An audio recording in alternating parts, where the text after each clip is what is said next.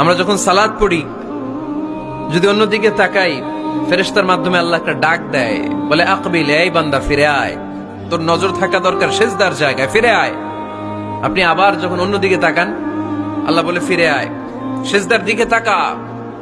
আপনি আবার যখন ঘড়ির দিকে তাকান, আল্লাহ বলে আকবিল, ফিরে আয়, সিজদার দিকে তাকা। আপনি যখন আবার অন্যদিকে তাকান, তখন আল্লাহ বলে লা হাজাতা লি ইলা সালাতিক, তোর এই নামাজের দরকার আমার নাই। নাউজুবিল্লাহ পড়বেন না? শয়তান সবসময় গাফেল করে রাখবে, তুমি মৃত্যুর চিন্তা করো না, এটা করো না, এটা করো না।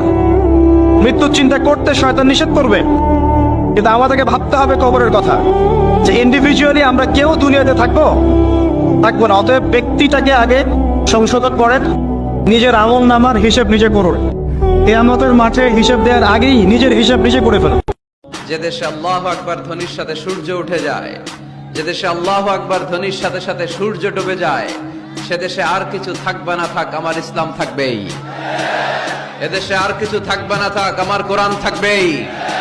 এদেশে আর কিছু থাকবে না থাক, আমার নবীর ভালোবাসা থাকবেই। আমরা ইসলামের জন্য, কোরআনের জন্য সব বিলিয়ে দিতে রাজি আছি না নাই?